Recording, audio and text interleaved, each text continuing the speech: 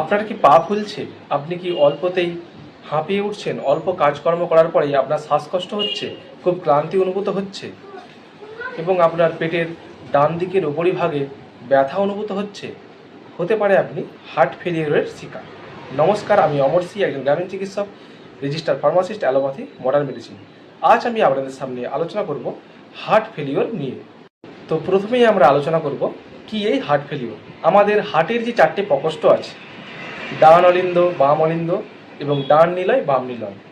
এই বাম অলিন্দ এবং বাম নিলয়ের কার্যকারিতা হ্রাস, তাদের কাজ করার ক্ষমতা, তাদের সাইজের তুলনায়, সঠিক সাইজের তুলনায় অত্যধিক সাইজ বেড়ে যাওয়া, এই কারণে তাদের কার্যকারিতা হ্রাস পায় এবং সেই কার্যকারিতা হ্রাস পাওয়ার ফলে আমাদের সারা শরীরে হার্ট যে রক্ত সঞ্চালন করছে, হার্ট যে পাম্প করে আমাদের সারা শরীরকে রক্ত দিচ্ছে, তার কার্যকারিতা কমে যায় এবং সেই কাজটা ঠিকঠাকভাবে করতে পারে না।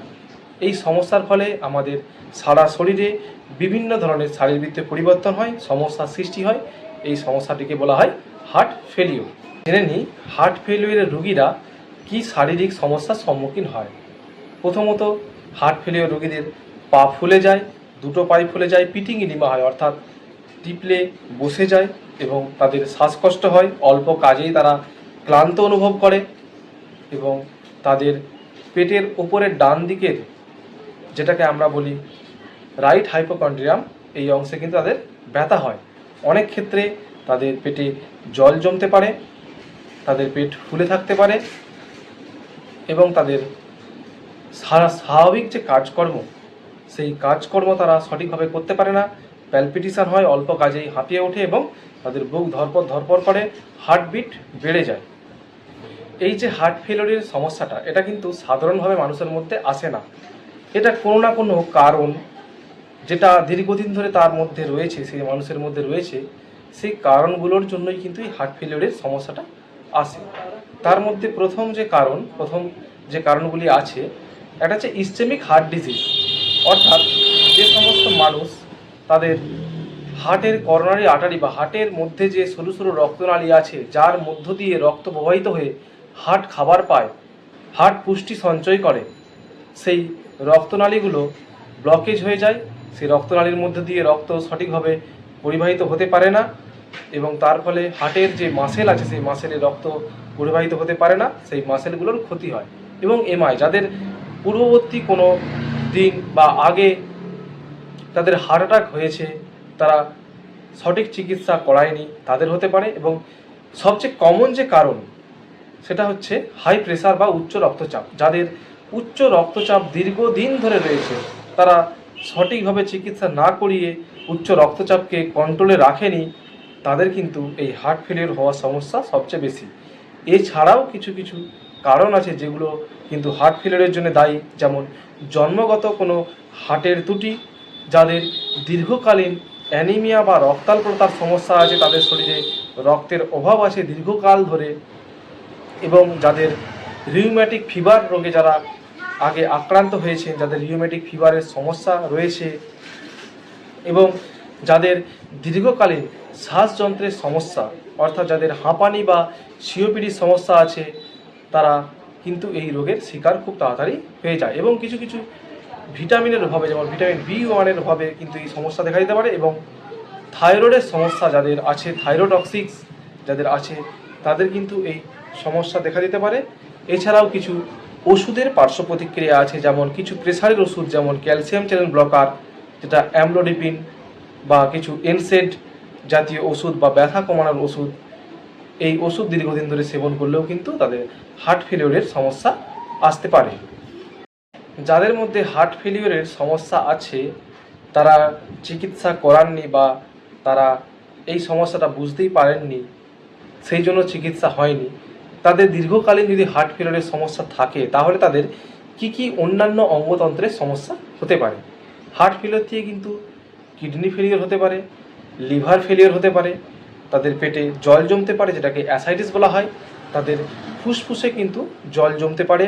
তা এই ফুসফুসে জল জমার ফলে কিন্তু হার্ট ফেলিওর রোগীদের একটা দীর্ঘকালীন শুকনো কাশি হয়, কাশির সাথে রক্ত আসতে পারে এবং মাঝে মাঝেই কিন্তু তাদের ফুসফুসে সংক্রমণ বা ইনফেকশন হয়ে ব্রঙ্কাইটিস হতে পারে এবং দীর্ঘস্থায়ী তারা একটা অপুষ্টির শিকার হয়, তারা ঠিকঠাক পুষ্টি পায় না এবং তাদের কিন্তু যে কোনো মুহূর্তে স্ট্রোক হতে পারে, তাদের ব্লাড প্রেশার কমতে চায় না, তাদের প্রেশার সবসময় উঁচুর দিকেই থাকে, তারা প্রেশারের ওষুধ খাওয়ার পরেও তাদের প্রেশার কিন্তু উঁচুর দিকেই থাকে এবং তাদের মধ্যে সোডিয়াম পটাশিয়াম বিভিন্ন ইলেকট্রোলাইটের ইমব্যালেন্স হয়, যেমন সোডিয়াম পটাশিয়াম ক্যালসিয়াম।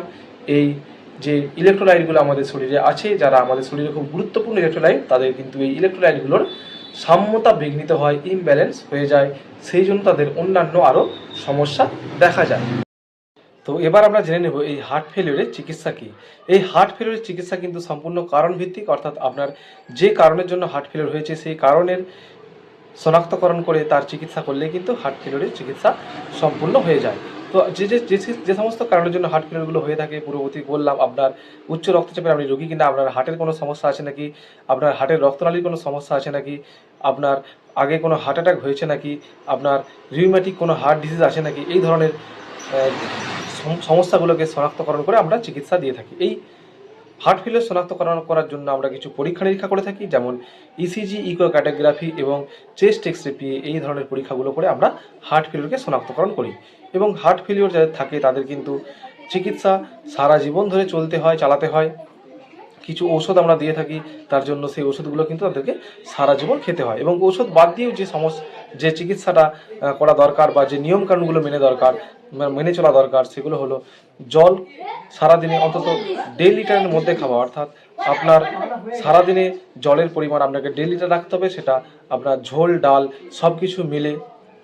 এবং প্রতিদিন অন্তত 5 গ্রামের কম নুন খাওয়া উচিত, অতিরিক্ত তরকারিতে নুন কম খাওয়া এবং নোনতা খাবার বা নুনযুক্ত ফাস্টফুড খাবার কম খাওয়া, ধূমপান, মদ্যপান এবং তামাক জাতীয় দ্রব্যকে বর্জন করে চলা এবং এর সাথে সাথে কিন্তু মাছের তেল খাওয়া উচিত।